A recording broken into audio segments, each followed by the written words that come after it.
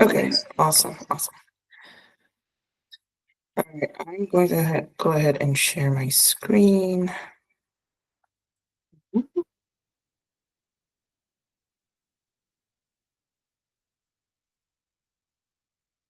Okay, so good morning, good afternoon, everyone. It's morning for me.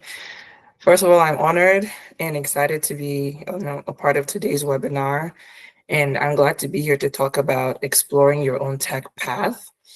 So, without any further delays, I'll go ahead and get started and jump in with a quick introduction. So my name is Emma, like I've been introduced, and I'm currently a Java engineer with a background in biomedical engineering and a minor in computer science. I also have a minor in math. So I have minors in computer science at both the undergrad and graduate levels. So during my undergrad journey, I had to take C and C++ classes as a core part of my curriculum, which I found that I enjoyed very much. And at that point, I found myself switching my specialization from biotechnology to biocomputing. So that's how I got my minors in computer science. And that curiosity and shift that developed was what led me to pursue software engineering full time. So while I'm quite adjusted and confident now in my career, I was once in a spot where I felt unsure about what to do or how to even start, after I switched tracks. I definitely had questions, I had doubts and everything. However, I jumped headfirst. I made a lot of mistakes and I learned a good amount of things along the way. And I'm just here to, share those tips with you and hope that by the end of this, you would feel more inspired than confused on what, you want to do if you're trying to go into tech. So with that, I want to welcome you again to Decode Your Tech Path. This is a space where I'll keep it real. I'll, tell you what it is, no complicated jargon. This is me giving you a practical insight to help you take your next step.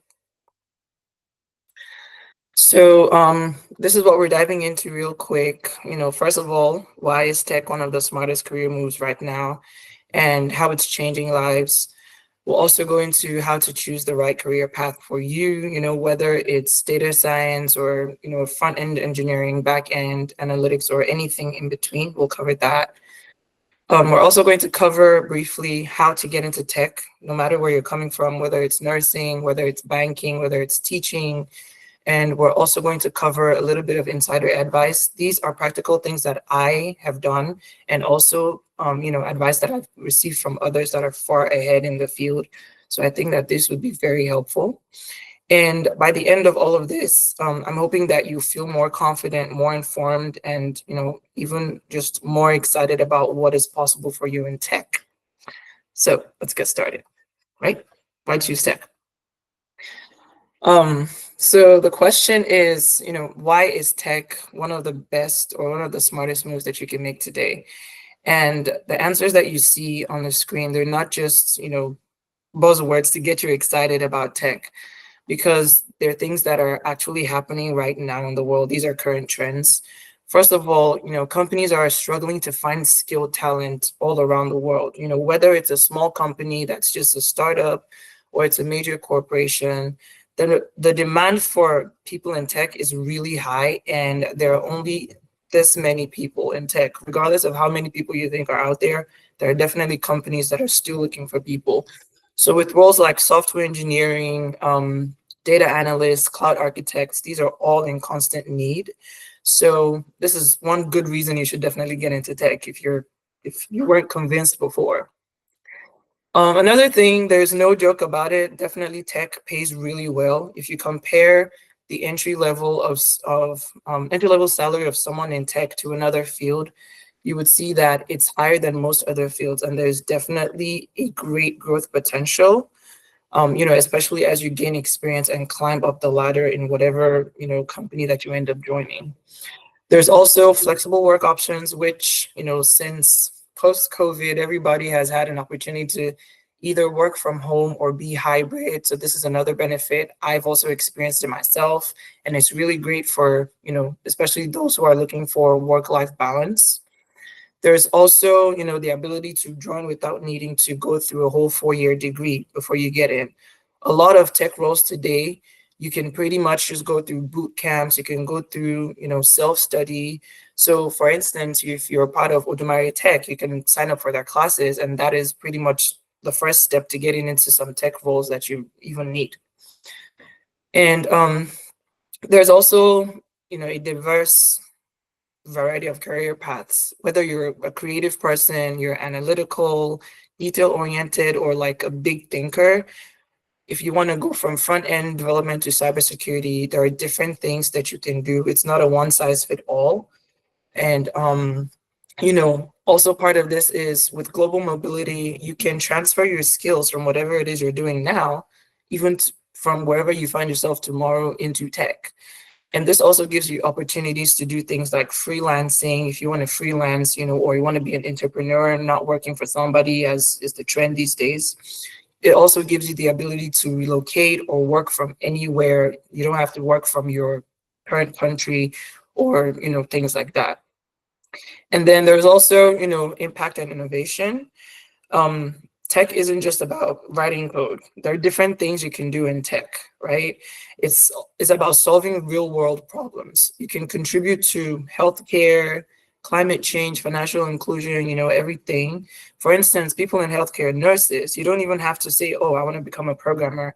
You can pretty much do something in tech, but it's still in healthcare. Kind of like me, who actually studied biomedical engineering. I wanted to be in the medical field, but I still wanted to do something that's closer to that. So that's part of why I went for biomedical engineering. And lastly, there's continuous learning. So if you're someone who, gets bored easily or likes just learning new things, tech will definitely keep you on your toes, because there's always something new to learn. There's always a new language. There's always a new framework, new tools. For instance, now that there's an AI rave everywhere. People are always learning new things and all that. So, growth is just endless. Learning is endless in tech. So that is something to also consider. So before I move on to the next slide, you can pause for a second and think here about why you want to go into tech. It may not be any of the reasons that I've mentioned above. It could just be something else that you feel. And also think about not just why, but how you can take whatever skills you currently have in whatever you're doing right now and transfer that into tech, and how you can find yourself fitting in. So on to the next part. Now that we've covered, the reasons you should join tech, right?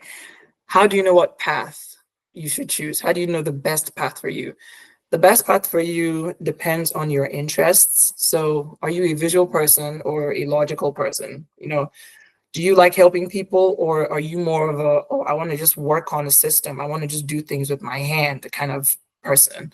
So it all depends on what you want, and it's absolutely okay to figure this out as you go. Kind of like me, when I started, I didn't know, I made all the mistakes, but I figured things out. And there are some people that say nobody knows what they're doing, they're just doing it. So you will definitely learn along the way while you go. And so that being said, these are the top 8 different paths in tech today. Top 8 because there are a lot of paths you can, venture on. But these are the top 8 that I will be covering. And, it ranges from AI and machine learning all the way to like software development, all the way to quality assurance. There's just a lot, and there's always somewhere that you can fit in, regardless of where you're coming from or what it is that you want to do. Right. So I'm going to go ahead and take a closer look at some of these in the next few slides, just to give you an overview, because the next ones I'm going to talk about, these are actually the top 4, even amongst the top 8. So just want to give you a brief overview in case you're curious or you would want to dive into any of these. So first off is the data scientists and machine learning engineers. This is currently like one of the most exciting and fast growing areas in tech, and is also often grouped under like data careers these days. And what is most amazing about this is it's not just one job, it's a whole like ecosystem. There are different roles, and the top 5 are highlighted in the PowerPoint. Each of these roles has its own focus, but at the end of the day, they all come together, they work together, to drive data in action. these days, data is everything. Data is pretty much like the gold of today. So, there are roles like data analysts, machine learning engineers, AI researchers, and to get into any of these roles, you need to learn things like Python, SQL, TensorFlow. You might have heard of some of these tools, you might have not heard of some of them, but those are like really important ones to learn. And if you want to go into this, that's something to consider starting with. And these are some of the most future-facing roles today, because a lot of companies these days are actually trying to fish out people who have knowledge of, these things. Because like we all know, AI is pretty much large and about today. There's ChatGPT, there's AWS, they have their own AI, all these companies, every company is looking into AI. So this is definitely a good place to start. And you know, if you want to go into it, that's it. So next, let's dive into this is one of the most critical ones as well, cybersecurity, because regardless of whatever you're doing, security is very important. And at its core, cybersecurity is about protecting people, data, and systems from digital threats. So think of it as locking your doors at night, pretty much, but for like the digital world. And just like in real life, there are many different roles involved in keeping things secure. So with the five major ones here, there's security operations. So think of this as like the front line. These people, they're the ones who monitor for threats. So kind of like if you're on your phone and you're doing something and someone sends you a text that, out of the blue, you're like, huh? You're not expecting this, or someone's like, oh, hey, click this link. You are your own security operator at that point, because you're looking and you're like, oh, wait, this doesn't look right, right? So that's kind of what a security operator does, right? And then there's also ethical hacking and pen testing. It's also called penetration testing. These are the people that they go into different systems and they're looking and searching like, oh, hey, do we have any weaknesses in this app? Is there any small spot where someone can hack into our app? They're pretty much trying to break it, but in a legal way. So if you're someone who likes breaking things without getting in trouble, this might be a role for you, where you could get to break people's software and their apps and not get in trouble for it, because you're helping them figure out any loose spots that they have. There's also governance and risk management. So this path is more for like policies and compliance, people that set the rules, they handle the risk assessments.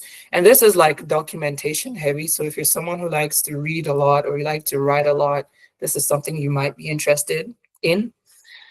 There's also incident response and digital forensics. So these people, they investigate, what went wrong during a cyber attack. If you're someone who likes being nosy, I would say it that way, or if you just like finding things out, things that, other people might not have access to, this is something you can look into. And finally, there's security engineering. So these are the people who actually do, build systems. They design firewalls, they implement controls and all of that. So if you enjoy like hands-on things, this is a powerful track for you. And one other thing to note is that the beauty of cybersecurity is that there's a path for every personality. So whether you're more technical, investigative, policy-driven, there's definitely a role for you here. And there are platforms like Try Hack Me, Hack the Box, and other communities that you can join to help you get started. So kind of back to my example I gave earlier, where even if you're in healthcare, right, you can gravitate from healthcare into cybersecurity. You can deal with, the security of your patient's information while still being a nurse, things like that. So you don't even have to just abandon where you are. And this also goes back to bringing your skills that you already have and just transferring them into tech. So next, I'm going to cover, the engines behind modern infrastructure, and this is cloud computing. So pretty much everyone is aware of the cloud these days. The cloud is very important. It has completely transformed how people run their businesses. So instead of companies or even people buying and maintaining their own servers or like data centers or, things like that, companies now rely on platforms like AWS, Microsoft Azure, and Google Cloud, which a lot of us use. So we're definitely using the cloud as well. So if you didn't know, you're using the cloud today as well. So they use these to store their data, to run their applications and everything. So as a result, there have been, a wide demand of roles these days, and each of these roles play a key part in keeping our systems secure, right? Keeping them available, meaning, whenever people need these services, they're always up and running. And so, from cloud solutions architects all the way to cloud consultants. So with the cloud solutions architects, they are the ones that help, these businesses find and put together systems, pretty much help them design their systems for what they need. A cloud consultant, on the other hand, would help the business decide if that system is actually what they need or if it's good for them. The DevOps engineers, these are the people who eventually ship, the applications and software to the customers. So all the apps and everything that you use today, you're able to use them because there are DevOps engineers that have helped those applications be in production for you to be able to use. And then the site reliability engineers, or SREs for short, these are people that help us, make sure that sites are up and running. So for instance, if you've ever experienced one of those days when Instagram was down and everybody was panicking and, everything, this is where the site reliability engineers would come in to try to help and make sure that, oh, hey, let's try to get this site back up and running. Let's make sure that it's available for people, 24/7 and things like that. So at the end of the day, cloud computing supports almost every modern system, with the roles that I've mentioned. You can go into it, you can deal with infrastructure, you could deal with the security of the cloud and everything. If you love automation, infrastructure, or like system design, this is definitely a powerful place to explore. And one thing that I would love to highlight again here with cloud computing is you have to be a good communicator. So if you're someone who likes talking to people and you're able to help other people understand each other, this is definitely somewhere that you can be, because communication is one of the greatest strengths of someone working in cloud, So whether you enjoy coding, planning, advising, or, security, there's a spot for you in cloud. And there are other free tools out there like Sandbox Labs, and there are different certifications out there that you can get started with. So it's never been easier given the tools that we have today. And they're going to help you build the experience that you need to be able to move forward. So I'll wrap up this section by talking about the most classic yet evolving path, software development, which is where I find myself as well. This is one of the most well-known and versatile paths, and it's all about building the tools, all the tools, all the apps, all the software, even the one that we're using right now for this webinar. That's where the software developers come in, right? So whether it's the one you use to order food, Uber, Bolt, whatever it is that you use, Jumia, every software developer has been there, or at least one software developer is behind all of that. And so the beautiful thing about it is it's very accessible. You don't have to go to school specifically for it. You can start with a boot camp. You can start by learning. There are free platforms out there that you could use, like HackerRank. That's one of the most amazing ones. There's Decode as well. You can start learning there. And with the different roles, they all have their own different responsibilities. So a software engineer, for instance, they deal with how a system runs, right? They deal with putting together a system and the principles behind it. The web developer, on the other hand, deals with websites, strictly websites. Mobile app developer deals with Android versus, Apple platforms and stuff like that. The cybersecurity analyst also ties back to security, like I mentioned earlier before, because there always has to be security. So they would be the one analyzing how safe and secure that, a software or an app is for the users, just making sure that it's meeting compliance regulations and all those things, right? So if you're interested in this, you can start building today, definitely. There are free tutorials. There's also YouTube, and there are communities like GitHub and Stack Overflow. Stack Overflow, I'm emphasizing, is for people who are learning, because even senior engineers, they use Stack Overflow. So it's definitely a good way it's a good place to start, right? And also another thing to keep in mind is you can start building little projects for yourself as well, because every project that you complete, no matter how small it is, will help you build your confidence. So if you're someone who enjoys building and, just experimenting things and solving problems, this might be a good place for you to start. And one other thing I have to note is when you go into software development kind of serves as the basic entry point for a lot of these other career paths that I've talked about. For instance, a software engineer can easily transition into penetration testing on the cybersecurity side because they already have the experience, or they can even become a security operations person because they have the know-how of how applications work, how the systems work. So it's going to be very easy to transition. So that's another thing to keep in mind if you're trying to go into software development. It's very versatile and you can go wherever you want. So you can explore, pivot, and evolve over time. However, the most important thing is start. And that leads us to the next thing, which is how do I break into tech, right? So briefly, you don't need to know everything. You just need to pick a path, focus on one skill, practice it daily. And as you practice this skill, you need to document your progress. And like I mentioned before, you can build small projects, you can always stay informed and give yourself the permission to grow over time as you go, right? So to emphasize again, you don't need to know everything. You don't need to learn 10 programming languages at a stretch, just so you can become the best programmer. You don't need to become a cloud architect overnight. You need to give yourself time. So the first thing you need to do is understand what role you want, right? Which is why I kind of went over the roles briefly. So take your own time to figure out what role you want and what you want to do and how your background can help you fit into that role. It's not just jumping from one place to another, right? So when you figure that out, you take small, consistent steps in that direction. And then you start building your tech resume, right? Your tech resume is specifically your tech resume for a reason. It's different from your regular resume because it shows not just you as a person, but how you're applying what you're learning to creating real world problems. And this you do this by starting to collect little things. So if you're learning Python, for instance, you can start writing scripts that do little things, right? If you're learning a language like Java, you can start doing things like building little applications like calculators or something like that.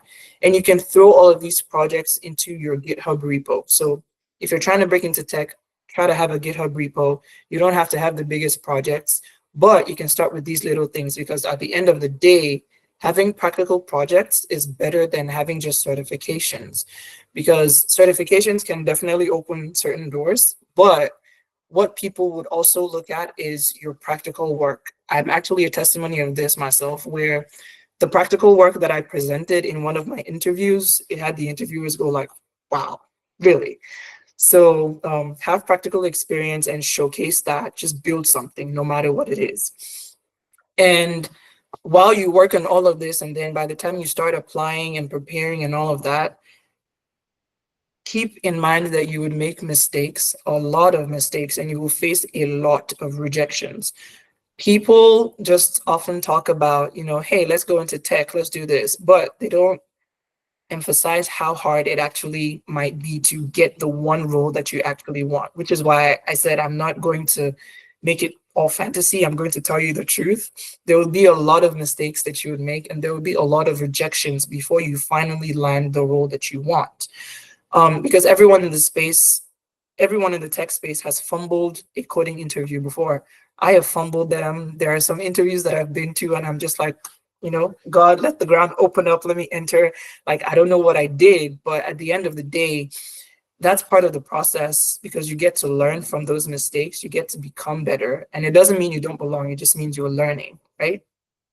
So the next thing you would also want to do is stay informed and competitive, because when you know what you're doing and when you know like the latest technology, when you know the latest improvements and everything, that puts you on edge over your competitors. If you're trying to go into tech, let's say you're trying to apply to a role like Google, you're not the only one applying to Google. There are 2,000 other people who have clicked apply for that one specific role that you're looking at.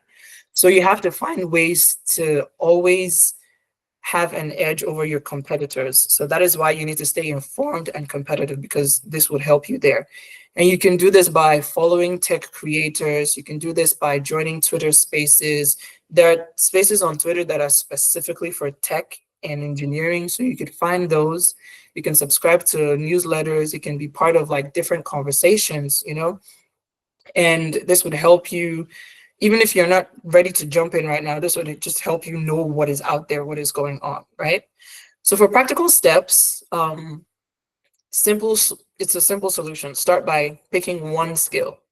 It could be Python, it could be Java, it could be HTML, SQL, CSS, whatever it is, right?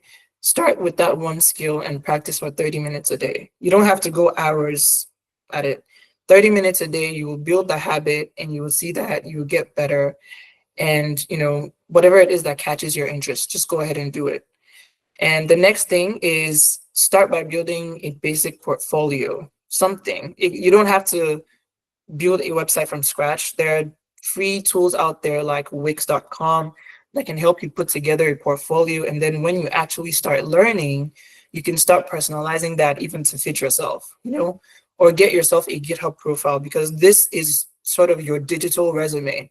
If you were to apply to Microsoft, for instance, and you put on your resume that you have a GitHub profile with actual projects that you've worked on, whoever is looking at your resume would compare your resume to the next applicant and be like, okay, this person has actual projects. Let's look at this person. And they can throw the other person's resume away. This is testimonies that I've gotten from actual recruiters. So that is something that you need to pay attention to. It's not just fluff, right?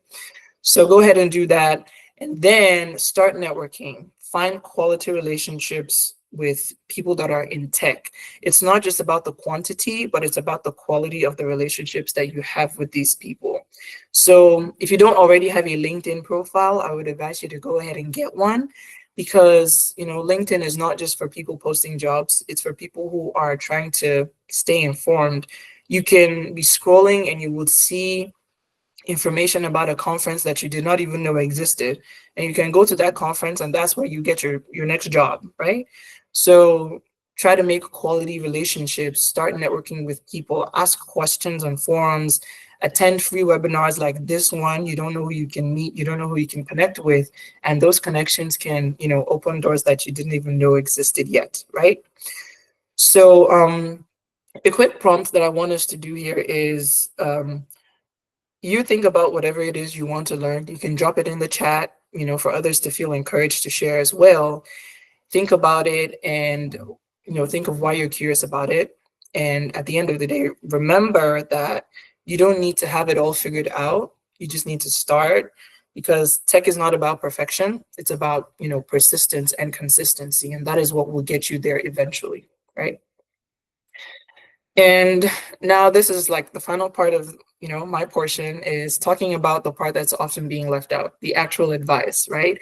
I've covered some of these before, in the previous slides, but I want to go over it specifically again, because beyond like all the tutorials and the coding boot camps and, whatever you do, the real learning happens in the actual process of you trying to get through and get that job, right? Because that's where you grow, that's where you learn, that's where you spend all the late nights and you go through the awkward interviews and rejections. That's where you see yourself having a lot of doubts, but it's also where you grow. So first and foremost, I think I've hammered this enough for everyone to remember this part. So even if you don't grab anything else, this one you should know. Figure out what you want to do first. Like figure out how where you are fits into where you want to go, right? You don't have to wait for the perfect clarity. Just pick something that interests you and figure out how you can fit there. You can always pivot later, and if it means starting over, you can start over, but you won't know until you try. So the next thing, again, build the right network. Personally, my career changed because there are people that I met whom I wouldn't have known about certain opportunities if I did not know those people. For instance, my current job that I'm at right now, I got it at a conference, right? This is me being plain and honest. I got it at a conference, and I heard about this conference from one of my own connections. If they didn't push me, I would not have gone, and I wouldn't be able to be like, oh, hi, this is me working here, doing all that. So that is why I would definitely emphasize making, the right connections, because your network is your hidden power. There's a saying that goes, your relationship um, is one of the most important things when you're counting your wealth. So definitely make those good connections. And then after that, you need to apply and prepare strategically. This goes back into tailoring your resume to what you want, right? Tailor it to the job that you are applying to. It's going to be frustrating, definitely. I've been there. There was a time that I would submit 200 resumes in a week. And for each of those jobs that I applied to, I would sit down and actually tailor that resume to the job. So, coming from someone who's been there and who's now working there, I would tell you that the struggle is worth it if you really want to go through it. So, definitely tailor that resume and don't just click apply to any job. You have to be intentional and strategic about what you're applying to. Because if you're just clicking apply, you'll find out you're not getting anywhere because everybody else is doing the same thing. And so they're all just filtering everybody out. So you have to be intentional about it. And the last thing is interview like your life depends on it, because sometimes your life will depend on that interview. Because interviewers will judge you based on how you come into your interview. They will judge you with the energy you come. They will judge you with how prepared you are. So you have to come with your own questions. Research your role, research the company, research even the people that are interviewing you. Come with the questions you have. Be ready to answer their own questions. Be ready to take down notes when you ask them your questions, and just be consistent, with everything at the end of the day. For me, consistency and improvement were game changers. It's not just about the talent, but it's also not just about knowing everything. You have to show up again the next day, just try to be even better, even after you fail. Just come and be better. It's what I've seen in my own personal experience, is what I've seen from others, right? So at the end of the day, always remember resiliency and staying curious is what will get you far in tech, right? Stay constant too. So my last words of advice is, stay curious and ask questions. Even if, you think that your questions are too basic, definitely ask, because there are some questions you would think, oh, everybody knows or somebody has asked, and they will look at you and say, that's actually a good question. Nobody has ever asked me that. I've gotten responses like this before from people. So definitely ask your question. Get involved in a community. You can't do this alone. Definitely not. And then finally, remind yourself that, the path is not going to be perfect, but it's definitely going to be worth it. And you can definitely do this as long as you keep staying consistent and you keep trying and you keep doing the work that is, needed to be done. And so with that brings us to the end of, my little spiel, my little talk. And I just want to say thank you to everyone who has listened. Thank you for joining and, spending the last 30 minutes listening to me. I hope that, you have information that's going to help you, and I hope that you've been inspired by this. I want to remind you that breaking into tech is definitely possible, no matter where you're starting from and whatever you're doing. So my details are on the screen. If you want to get in contact with me, you can feel free to do so. I would love to help you in your journey. Yeah, just reach out. Thank you.